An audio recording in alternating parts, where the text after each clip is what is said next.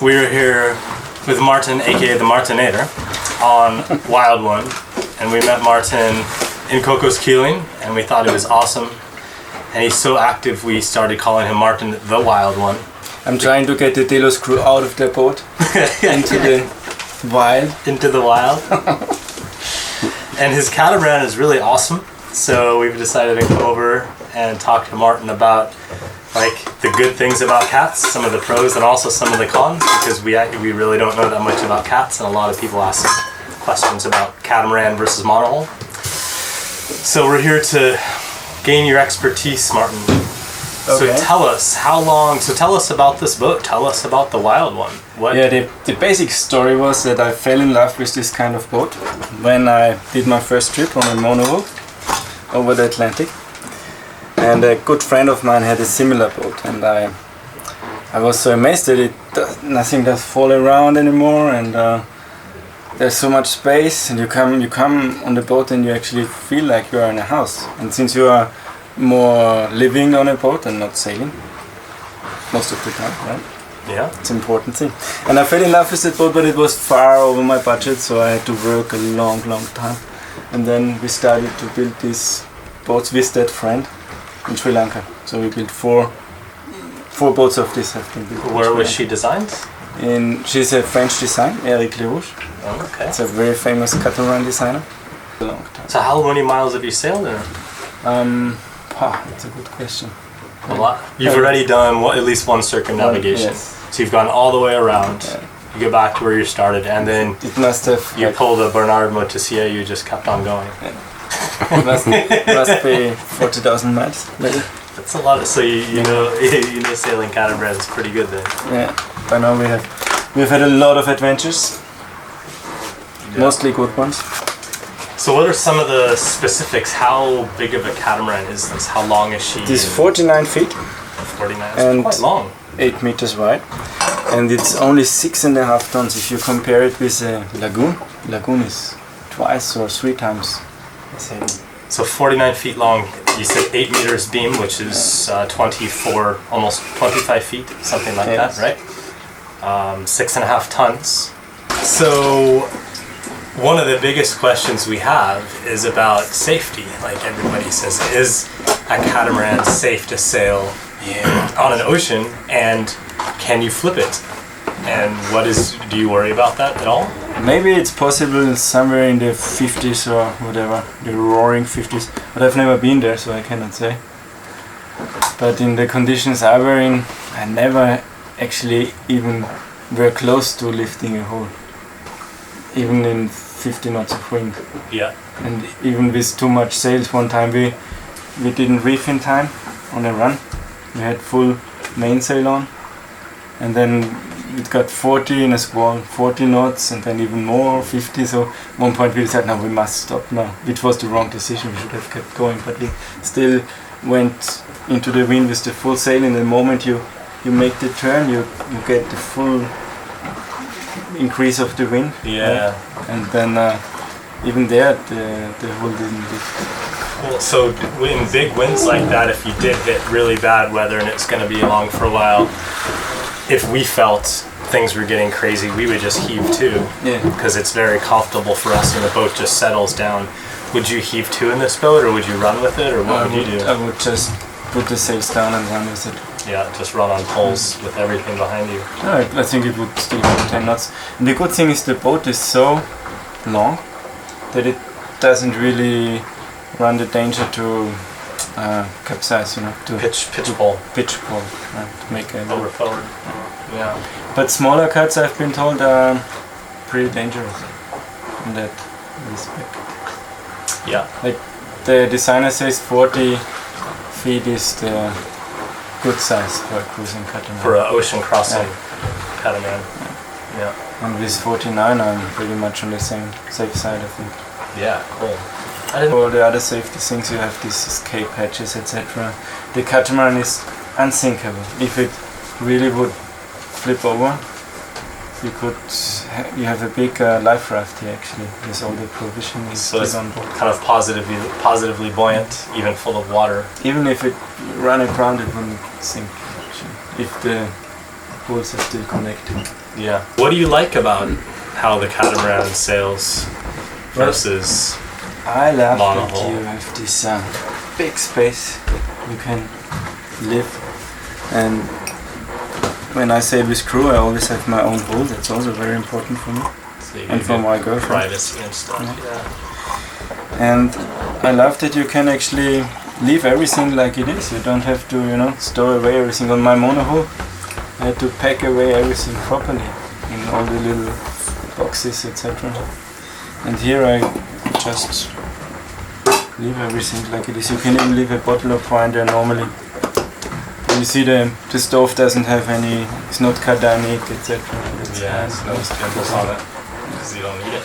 Speed when you run with the boat or you're on a reach, it's flying. For example, around the Cape in the north of Madagascar, which is named Cape de Ambre? Cape de Ambre, and there was 30 knots of wind, and we went 20 knots, 20.2 knots constant. That's good. It was Yeah, and incredible. just to compare, in similar conditions, we were doing like a constant 9 or 10, and then we'd get up to like 12 every once in a while. So you were at least 8 knots faster than us in the same conditions, which is quite a bit. 20 knots is really fast. It was really That's fast. flying. Well, it was exceptional conditions there. So for me, a possible average cruising speed could be 50 knots with good conditions. Yeah. So when you do your route planning, how many miles per day, like for 24 hours, do you Yeah, say? maybe same like you. It's like you don't have this really good wind normally, and you always reef when you cruise, so you would never push it. Yeah. And then I'm maybe not really faster than you. So speed is not really an argument. So you don't care about speed for long crossings, you just comfort and safety. On the other hand, for example, when I sailed to Rodriguez from Cocos to Rodriguez, I was alone, and I did this 2,000 miles in 10 days. So I average from It's like 8.5 knots or 8.4 knots average all the time. And that was sails reef down totally. Me sleeping, watching your movies. So Martin makes probably the best cappuccino in the cruising community. He does it right. He heats up the milk. I try my He's best. got real coffee. There's nothing instant about it. It's the real instant coffee. the real deal. Yeah, it is pretty legit, isn't It it? is totally legit. I mean, you guys want some lunch? I'm just gonna have. Today's my non-drinking day. But Brady said he wants some lunch. Brady doesn't have any non-drinking days. Some lunch? Yeah, sure. So do you have dagger boards or mini keels? No dagger boards, but mini keels. So it's all a trade-off in cruising. You kind of have to trade away things. Like for safety and comfort, we decided for mini keels. Yeah. And that's actually what Eric LaRouche basically does. Most of his boats are mini keel boats. So what's your draft then with the mini? It's 1.1 meters. 1.1 meters. So that's not very much at all. But you can take her and run her on the beach and let her dry fall and do the anti-fouling, or you can when you run on a log, you would not lose your rudders, or your engines your sail drives are protected by the keels. And we had that once. We ran into a big log, made a bang but no damage. Other boats would have lost their rudder possibly. And I know or several. broken the dagger board or something. And the dagger board, when it breaks, it's a pity. It costs a lot, etc. But it can also crash the hull. If the dagger board, the case actually gets cracked open, the boat can sink. And that happened. I think in Panama, I have heard of a case like this. How do you think the performance is? Are there any performance trade-offs for like the mini keel versus the dagger board? I think there's a little. Where like heading upwind or different angles? I think you would lose speed by because you have more resistance, right? Yeah. Pretty Of course, wide. downwind and stuff. Yeah. And then upwind, of course, you would lose maybe 10 degrees. So you don't point 5 degrees. quite as high as a dagger board. You might lose 5 degrees to the wind. Yeah. But since I don't wanna beat up anyway, as a cruiser, it doesn't matter at all. Yeah. As I choose my routes with the wind. I try to. So what is the plan today, Martin? Today we have an incredible cruise to Amberlook, where we have the best steak in Nosy Bay. Cool. So my first question for you is, where the hell is your wheel? I have no wheel. I have actually economized the wheel. Economize it right out of the equation. There is a tiller. You can tiller steer if you want.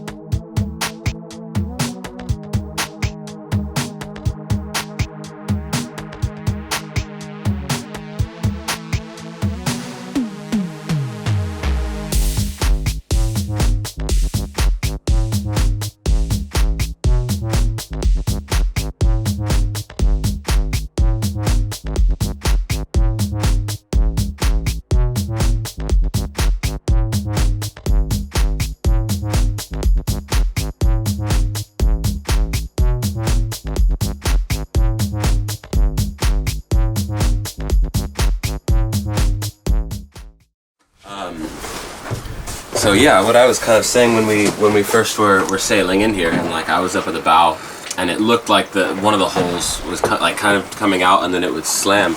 And do you ever get really bad slams? Because a lot of people we talk to are like, you know, sometimes we can launch off a wave and we'll skip the bottom and land on top of the other one. Wow. Whereas you guys might not do that, but do you ever get waves that slam up between the holes? Yeah, you would actually, but that catamaran specifically has a very high bridge deck clearance. This one specific, 1.2 meters. So it happens, but it doesn't happen so bad Yeah. on these other catamarans. Yeah. And the only thing is it's noisy. It would never destroy the boat. Right. It's very solid paper. Yeah. It has a lot of going through bulkheads, 5 or 6 actually. And they are all solidly laminated to the hose and laminated. And they are all from the same material. Like other boats, they have wooden bulkheads compound true. to a sandwich hole. Yeah. And that of course is always cracking or expanding differently. Yeah, because then you kind of have movements between the holes, right? And yeah, that's the critical connection on a catamaran. There's a Yeah. lot of force on it. Yeah. Yeah. And this one is actually one piece, so it's. I think it's almost indestructible. But Yeah. nothing is indestructible. Nothing. It's not like the Titanic. Yeah, so like the motion, like you've had experience sailing on monohulls before you got this, and how do you compare the motion? I mean, you said of course you leave everything out and stuff, but I think The thing is, my monohull was a racing monohull too. It was a Yeah. Journal 1 design, and that was pretty uncomfortable. That one is more comfortable. It doesn't heel over, but it's still what you say, slamming, not pitching. It's like Yeah, I think, well, the motion to me feels harder. a little bit Yeah. quicker Yeah. and more sudden, whereas Delos tends to like take a big puff of breeze or hit a wave and move a little bit with it. This one, you know, you don't heel, of course, but it just feels like, okay, the wave moved that way and now you go that way and then you move a little bit. So that takes a little bit That's to get because used to. it's very light. The boat is super light, so it actually accelerates fast and. yeah, it's true where it would take us a lot to get going, and then we just plow through. It's almost like you would bounce around on the waves. Yeah, that's a bit of a problem. Not a problem, it's different. it's a- Huh? Yeah, You it's get just used- different. It's just different. Yeah. And sometimes it's really getting bad. If you have bad waves, you really have to reef fast, so not Yeah. too much damage. Like we were talking about before, I guess you have to be quite more conservative than we would be. Where if wind Absolutely. came on with us, it Like when we sailed to Nosihara, I would have reefed all the time. I had the third reef Yeah. on, and you had reefed out totally. Huh? No, we took in a reef, Oh. and then later in the day we went to a second reef. Oh, you did. Okay. but because that we was- you know we're heeling over so much, it's just we're losing waterline and speed, and it just doesn't make sense anymore to. And, have it and all that's the up. next thing. On that boat, you don't have any heeling over. You just go flat. You have the full power in the sails, and that makes a bad movement. So it's Yeah. no damping. Yeah, exactly. So you can go upwind, and we'll just talk like apparent numbers. like a lot of people wonder if a catamaran can work upwind, and you can actually quite well. I think you were matching our angle, or pretty close to our angle, when we were sailing in Nosihara and out here as well when we left the nature reserve. Pretty much the same performance. So you were like, because we were sailing at like 40 apparent, or maybe a little bit less. I think between 30 and 40, something like this. Yeah, apparent. and you're Depending still on swell. you're still making good. This is in flat water, of course, and you're still making okay speed and not slipping. Yeah. Not slipping so much. Could be better with stagger boards, but I'm happy, really. I don't need more. Yeah. And I haven't planned to really go long distance against the wind anyway. I mean, downwind, it's probably pretty comfortable, and it's like anything. Sometimes, I guess the benefit would be when we go downwind and the wind sort of dies, we get like the death rolls, you know, where the boat will just, if the swell is still high from the wind, but the wind drops, the boat will just really roll back and forth. Yeah, you don't have that. Where you guys might not have as bad of a roll. On anchorage, it's also very comfortable. If you have a rolling anchorage, you get really noises, for us. etc., but Yeah. there's no rolling actually. Yeah. Sometimes I meet guys on a monohull and I'm shocked. Really how the boat moves on the anchorage. Oh man. But yours doesn't actually. Yours No, really it is does. super. If you get us in the right period of swell, it's got to be a wider period. Yeah. Then if it catches up with us, then we start. It gets real bad, and then we just leave. Like It's really just- bad, where it's like you're sailing, like you're rashing from side to side, It's terrible. which would never happen from like But this. I mean, that's doesn't happen very often. Because stuff like this, we just kind of sit. Because we're heavy, we just. You're very much more weight sensitive than us, right? Because you're a light boat, you're a performance kind of cat, and we can just like pile all sorts of shit on Delos and not really care too much about the weight. Whereas, how weight critical are you? Do you not carry a lot of stuff? Or do you It's a think a very lot good about question. I don't really know, but I think I'm pretty weight sensitive. And I try to, because I've heard about it, but I have no real experience. I had lots of stuff at the second dinghy and lots of spare parts and old rigging parts, etc. And I disposed of them at one point. But I cannot say, am I faster now or not? It's really hard. What about as far as say. balancing each hole? It doesn't matter at all. That doesn't matter at all. Not really. So if you have one hole heavier than another, your performance doesn't really change. You rather try to avoid weight in the front, Yeah. on the back, and generally the boat has all its weight in the center, like the fuel tank and the water tank. They are right beside the mast. Oh, they are. And Okay. the anchor chain and the anchor as well, right? Yeah, that's cool. All the Is that specific to the wild one? That's I mean, it's Barramundi. okay. Yeah. So I think if other cats had a bigger water storage or bigger fuel, it would be in the bilges of the holes or something like I that. don't know but- where they have it. It's different. Yeah. But yours is in the center by the mast. Yeah, and that's because it's a sportive catamaran. So how much water do you carry then? It's only 300 liters. 300 liters. 350. But you have a water maker, I have a water maker, but no generator. no generator. Because you don't need one really. No, not so far. I have So- these 5 solar panels, 500 watts. Yeah, you have good solar. You There's a can- lot of room for solar. You can run the water maker without a problem. And it And the doesn't matter if autopilot. it's small if you can just run out of solar because you Yeah, just you run can it for run all it day. the whole day. Yeah. It's noisy, but And how much fuel do you carry? that's 700 liters. Okay. So that's quite a good amount. That's actually more fuel than we carry. We only carry 600. We only have 600 fuel. Yeah, that's actually quite a lot. I was Yeah. expecting less. I have 2 engines. Yeah. So how big are your engines then? You have two, Yeah, but only 30 horsepower 30 each. horsepower. Yanmar, 75. Yeah. And they don't use a lot of fuel actually. They're very, Yeah. what do you say in English? Efficient. Efficient. Yes. So some of the benefits, I think, 2 engines, you've got like built-in redundancy. Yeah. Like if a belt breaks or a hose breaks, you still have 1 engine. So that's super cool. And you have Alternators. 2 all that. rudders. That's a You very have 2 good rudders, thing. so that's awesome. Yeah. And but then, do you think the maintenance? What are some of the downfalls of the cost of a catamaran? I mean, I think they're generally more expensive, right? To buy and maintain. I think they might be almost twice as expensive as a monohull. Well, it's hard to say. Yeah, it's hard to say. Depends Depends right? on the boat. And they cost much more in the marinas, like almost double sometimes. Because you're so wide, you have to take up 2 berths. Yeah, that's what they say at least. Yeah, right.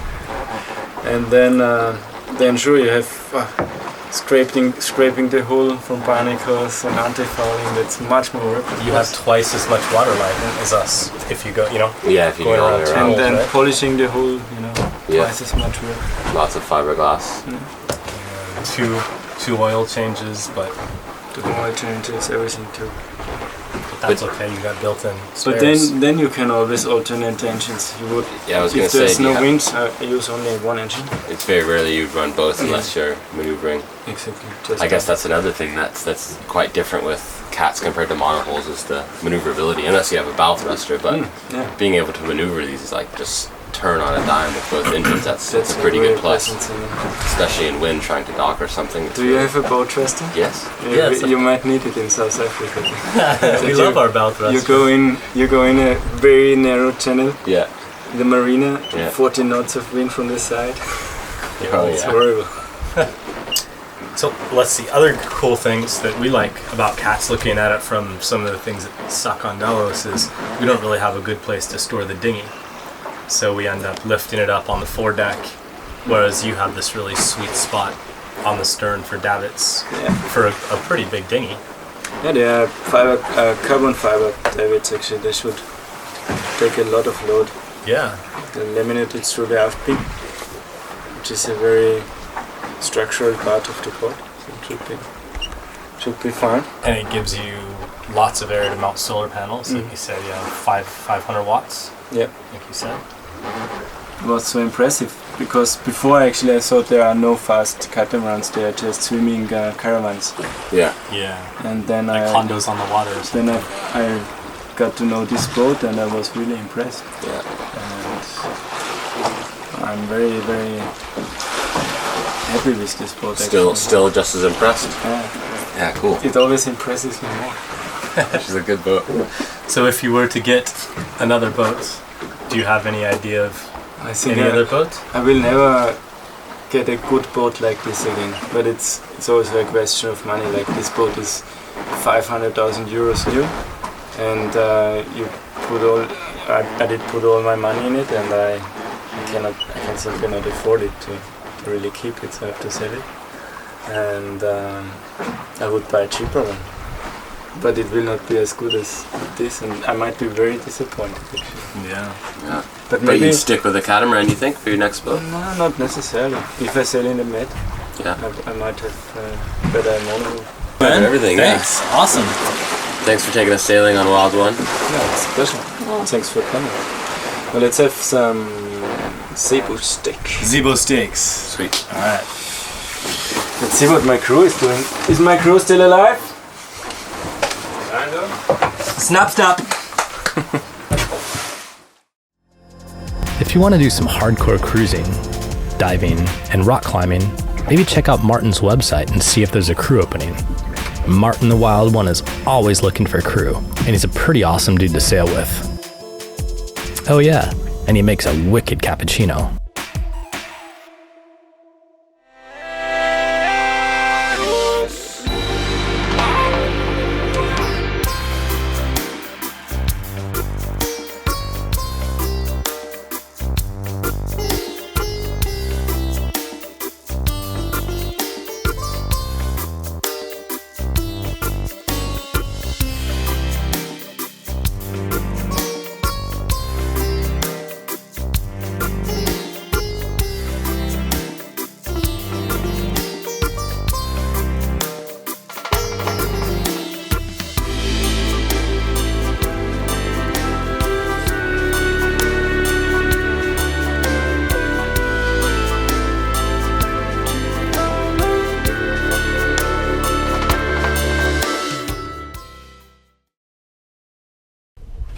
And then you spin it.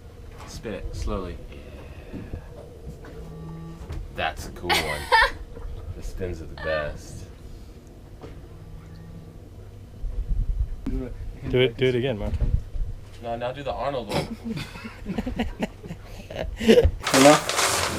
Maybe you should do 20 push-ups first. Yeah, So you can Yeah, get ripped. and put Pump it up. a sock in your So this is Martin, and he is here to pump. Awesome. Good that I don't speak English. I understand only half these guys are saying.